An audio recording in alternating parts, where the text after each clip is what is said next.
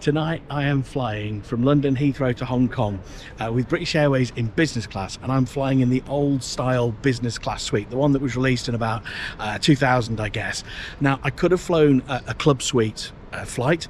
They do fly club suite to Hong Kong, but I actually picked this flight because this seat is disappearing. It's going to be superseded and one day it'll be gone, and I've never tried it. I'm flying business class, so I could use the business class check-in and the business lounge if I wanted to, but I've got gold status, so I'm going to go and check in the first wing. Hi, I'm Phil and I'm on a great gap year.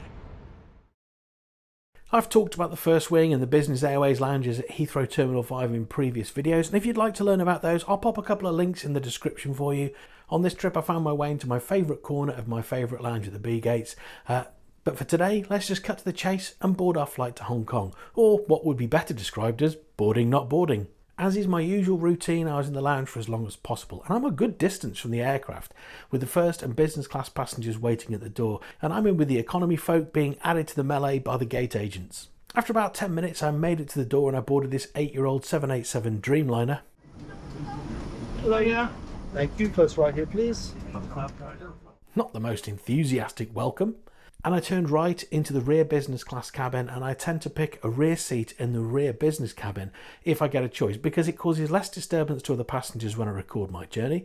But also these seats are usually served last, and it can be eye-opening to experience the onboard service when you're the last person being served. I'd seen pictures of this seat, so I knew what to expect, but still, my first impression of the cabin was not that it looked dated, rather that it belonged in a museum. But this is what I'd knowingly and willingly signed up for, and I was excited to try this old but groundbreaking business seat. The cabin's in a 2-3-2 configuration. You've got a choice of taking one of the 4 aisle seats, having no privacy, or taking a window seat or centre seat where you're going to get privacy, but then you've got to climb over the legs of a fellow passenger. To demonstrate, I've lowered the footrest on an aisle seat, and this footrest forms part of the bed when the seat's in lie flat mode. Behind that is the gap that the other passenger's going to squeeze through and then have to climb over you. In fact, you can divide the choice of seat between either being a passenger with privacy and having to step over someone, or being a passenger with no privacy and then being stepped over. The seat pairs on the sides are made up of 2 seats, essentially facing each other, and there's a partition that you can raise, but only once you've taken off. Now, I think for a couple this is actually quite a nice feature, but it's a bit awkward for solo travellers. With the 3 seats in the centre of the aircraft, there's 2 forward-facing seats and 1 rear-facing seat, and the rear-facing biggie in the middle has 2 passengers to stare at during takeoff and landing. Now, the rear-facing seats at the rear of the cabin, they've got a gap behind the front-facing seats, so although this can be a bit of a tight squeeze, you do have the luxury of privacy and nobody to step over. And I had one of those seats, and I squeezed into seat 13A, and straight away the seat felt a bit narrow, I felt a bit hemmed in, but any discomfort was alleviated by the delivery of a glass of champagne. Cheers! The seat was designed about 18 years ago, so what is it actually like? Well, these were my first thoughts shortly after we'd taken off. So my first thoughts on the seat is that it's narrow, it feels narrow, and if I was to put the screen up,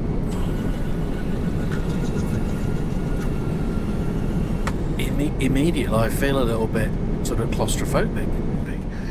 In addition to that, you've got a seat light, there's no light up there, you've got a fiddly light that you've got to turn on like that, and then you direct your little light angle there, and it's pretty poor, I've got to be honest. Down at my feet there's a plug socket and a USB. Now, plug socket, fair enough, I'm probably going to be plugging in a laptop down there later on, so that's fine, not an issue with that. But USB, how am I supposed to charge my phone while I'm using it? So there's no storage at all. There's a little pocket there, and then, well, that's it. There just isn't storage. There isn't any at all. However, I'm rather lucky because I don't have a seatmate, and since I don't have a seatmate, I've just dumped all my stuff on that chair, and that chair there is my storage. So I don't know what it's going to be like for sleeping in. I've been told that tall people prefer it, but stocky people like me, I don't think they will. So anyway, I guess we'll find out. Incidentally, there was another USB point towards the back of the seat, and there is this rather flimsy tray table that slides back and forth, and I like that. but it didn't seem to want to stay put, and it kept sliding away from me, which was more than a bit annoying. And then it was time for dinner service, and my dinner was passed through the hatch on a tray, which is in stark contrast to the business class meal service you get with other airlines like Qatar. I started with the smoked salmon and poached prawn starter, and this was served with a beetroot and apple salad. And I have to say that the presentation of this starter is absolutely superb. I ate the salad as a standalone course, and it was okay. I didn't feel it particularly went well with either of my two first courses. The seafood starter was another story though. I love smoked salmon, so much so that I tend to embarrass myself if it's on a breakfast buffet. And this starter, well, it just worked. The smoked salmon wrapped around a smoked salmon mousse with the changing texture of a poached prawn. And with this, the pickled cucumber. I mean, so unexpected, but that added dimension to the dish. It just tasted fantastic. I hadn't tried anything like that before. And with my starter, I decided to just stick to the champagne. Cheers. Now let's talk bread. I like a trio of breads served in the basket. On Club Europe and in BA First Class, bread's been served by cabin crew from a basket. So I imagine this might be something that BA have borrowed from Qatar Airways. Tell me in the comments if you know different. After enjoying that standout starter and some good bread and butter, it was time for the main course, and I'd selected the Kung Pao chicken, and I was immediately disappointed when the plate was put in front of me. I took this photo before I picked up my knife and fork, and it was served with the sauce smeared all over the plate like that. I mean, get a damp cloth, wipe it clean before you serve it, come on. I was surprised to see the chicken in batter. It's not what I've been served when I've ordered Kung Pao chicken from the local takeaway, and it sort of had a ready meal look and feel to it. The battered chicken was obviously soft in the sauce, the bok choy was sampled, and then I just discarded that. The only saving grace was the fried rice, which was great. I would have preferred just a big dish of vegetable fried rice, to be honest. Of course, another glass of champagne eased the pain, and it also reminded me just how privileged I am to be sitting here. When it came to dessert, my former life as a chef directed my decision somewhat, because I do love lemon meringue pie, but it's gotta be fresh. And the lemon meringue bar just didn't sound like it was gonna hold up. If you've tried that dessert with BA, do let me know what it's like. I wasn't sure about the chocolate cake, so I just played it safe and went for the cheese board. And it was a decent cheese course with a rather nice ruby port. Perhaps a Stilton, couple of extra biscuits, that would have just put this over the top, but still, a decent cheese board. But then as I was finishing my dinner, the cabin lights were lowered. Now, to make things worse, as the lights went down, the passengers all settled in, and the cabin crew kind of went into relaxed mode, and they forgot that they hadn't cleared my tray. Now, I've learned from experience that when things like this happen, you just press the call bell, someone comes along, and it's fine. But this reserved Englishman doesn't like pressing the call bell. It kind of feels like, I'm sort of clicking my fingers at a waiter, and that's just something I'd never do. The Bog Standard. And after dinner to the British Airways business class loo, and I've always been a bit disappointed in business and first class with BA toilets. They're just your average run-of-the-mill airline economy style toilet. There's a couple of soaps there from the White Company, but even so, if they're clean, they can score a maximum 3 out of 5 and be considered bog standard. The screen on the aircraft is tiny. It felt like going back in time to the days when I had a portable telly in my bedroom and the choice of 3 channels. But this is business class in 2024 and beyond, and the screen is poor by any standards. But what are the headphones like? They're over here and they fit over the ears nicely. Okay, so that's fine. And they've got reasonable sound on them. The quality of the sound. They feel cheap, and they are definitely not noise cancelling.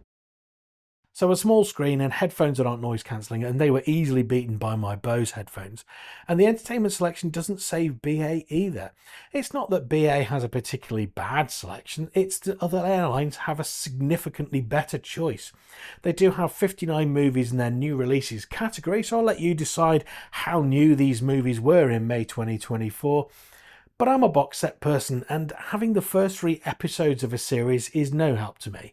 I can only imagine the frustration you'd feel if you flew regularly with BA only to get the first 3 episodes of a season, then having to go home and finish watching it. They do have a few complete box sets for what they're worth, and I know that most people just bring their own entertainment with them these days, and I do too. But if we're comparing products, then the in-flight entertainment on Qatar, Emirates and lots of others is significantly better.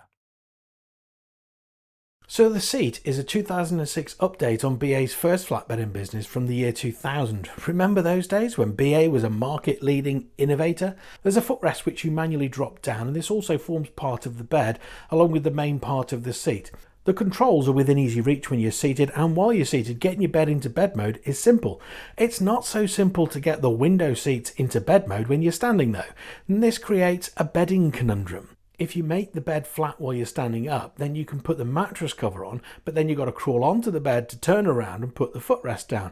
If you're sitting down, then you have to put the mattress cover on in an upright position, sit down, and then lower the seat. Now the mattress cover is thin and there's no strap or anything to connect it to the seat or hold it in place, so it's going to inevitably slip down when you try and make the bed and then lower it into place. Either way, this is just not ideal. I did away with the mattress cover entirely, and I just threw the blanket over myself as I lowered the seat. One other issue with the seat is this flimsy footrest. It just isn't designed to be stood on, and I understand that, but it just collapsed on me under the slightest pressure. It required me then to sit up and set it back up again so I could go back to sleep. And you could regularly hear these loud thumps throughout the cabin as other footrests hit the floor throughout the flight. But putting these logistical issues to one side, the seat formed a fairly comfortable bed, and it also is a very private business class bed. It's probably the most private I've ever been in. Although it's not a sweet product, I mean, you just can't be seen from the aisle when you're in bed mode with the screen up. I managed to get a reasonable sleep on this 14-hour flight, and after a dinner of limited success, I was ready for breakfast. And it started strong with a great fruit plate. It was fresh, chilled, great tasting fruit. The strawberry Super Bowl was, I'm guessing, strawberry yogurt with half a strawberry, almond slices and a few pieces of dried fruit. Yeah, it was okay. Last croissant I had on a BA plane, it was just a little crisp ball. It was so either stale or had been reheated too many times. This feels okay. And onto my selected main, and I picked the sweet curd pancakes. Now they look like American style pancakes, but they're incredibly fluffy and they're very delicate, and once they're in your mouth the texture is almost like blancmange.